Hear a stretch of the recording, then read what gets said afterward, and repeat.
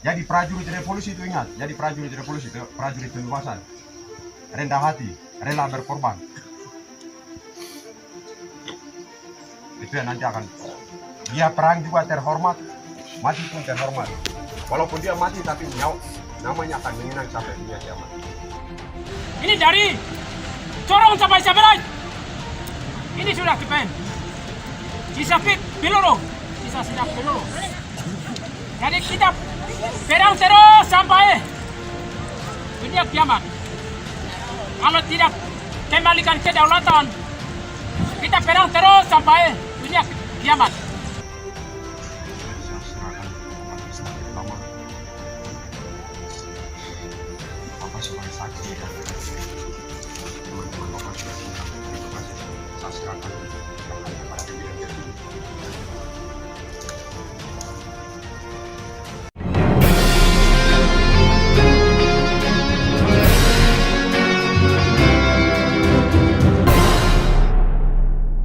TPN PB resmikan Batalion Somwinan di perbatasan Kaimana, Papua Barat. Polisi, kami masih dalami. Tentara Pembebasan Nasional Papua Barat TPN PB Kodap 7 meresmikan Batalion Somwinan di Kampung Wagura. Kampung Wagura berada di perbatasan antara Kaimana dengan Teluk Bintuni. Kampung tersebut masuk di wilayah administratif Kabupaten Kaimana, namun secara geografis letaknya di dekat Teluk Bintuni, Papua Barat. Juru bicara TPN PB Sebi Sambo membenarkan dilakukan peresmian Batalion Somwinan. Yaitu benar, TPN PB ada di seluruh tanah Papua, termasuk Pakpak dan Kaimana. Jadi ada pernyataan, maka itu benar, kata jubir TPN PB Sabtu 19 Februari 2022. Peresmian Batalion Somwinan dihadiri gerilyawan TPN PB yang terdiri dari sejumlah personel pria dan korps wanita TPN PB. Kepolisian Daerah Polda Papua Barat saat ini tengah mendalami kegiatan peresmian Batalion Somwinan Kodap 7 TPN PB di Kaimana. Kami masih mendalami informasi tersebut, kata Kepala Bidang Humas Polda Papua Barat Kombes Pol Adam Erwindi. Kapolres Kaimana AKBP Iketut Widiarta menambahkan kini pihaknya masih melakukan pendalaman terkait kebenaran dari foto yang telah beredar grup-grup tersebut. Keterangan yang kami peroleh di lapangan, mereka masih belum dikenali, tutur Widiarta. Hingga kini belum diketahui apakah mereka bagian dari militan atau simpatisan dari organisasi separatis di tanah Papua. Kami masih mendalami kebenaran ini sementara jajaran kami masih di lapangan. Berikut tuturnya. Sementara pihaknya masih melakukan penyelidikan dan pendalaman lebih lanjut. Hasil informasi di lapangan kami masih belum dikenali orang tersebut. Mereka bukan orang Kaimana, jelas Kapolres.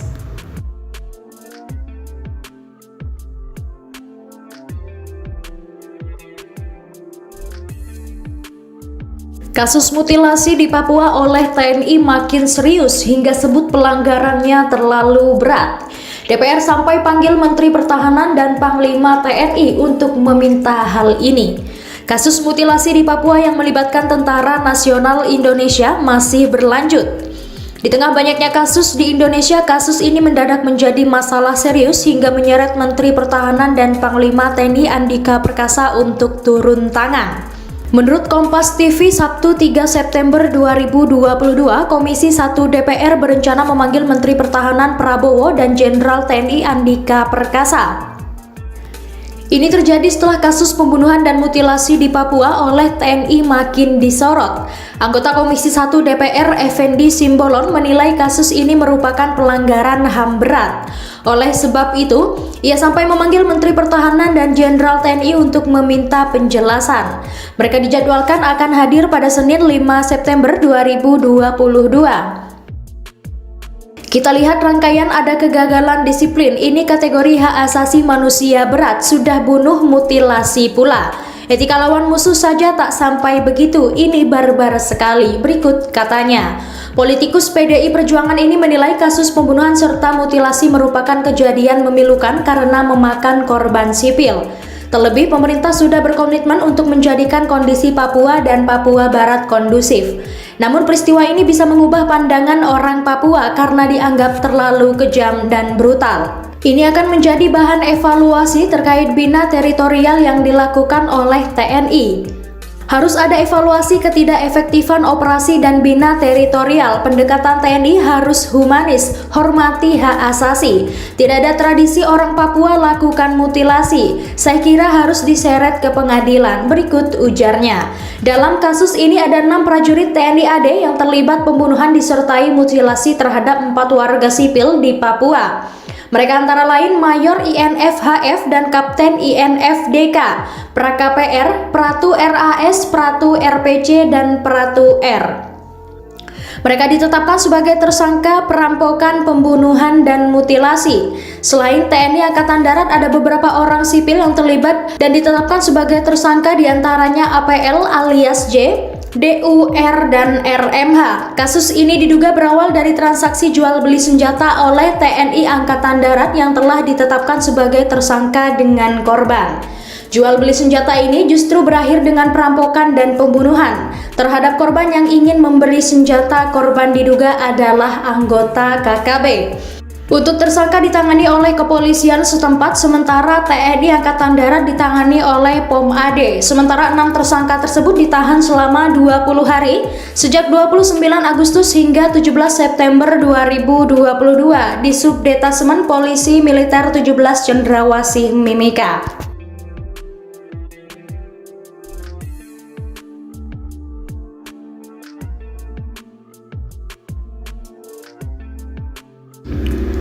Perang dengan TNI Polri, TPN PBOPM peringatkan warga non-Papua kosongkan Intan Jaya.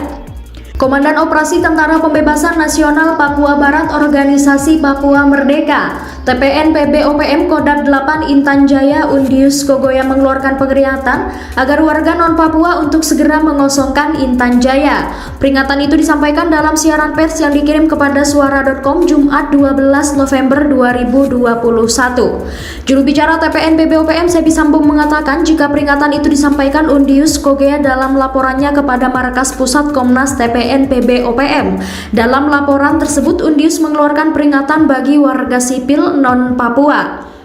Dalam laporan itu mengeluarkan peringatan bagi warga sipil non-Papua. Berikut kata Sebi. Atas laporan itu, Markas Pusat Komnas TPN PBOPM secara resmi mengumumkan pada hari ini jika pihaknya siap untuk perang atau kontak senjata. Belum diketahui secara pasti alarm perang yang dinyatakan TPN PBOPM ditunjukkan kepada siapa.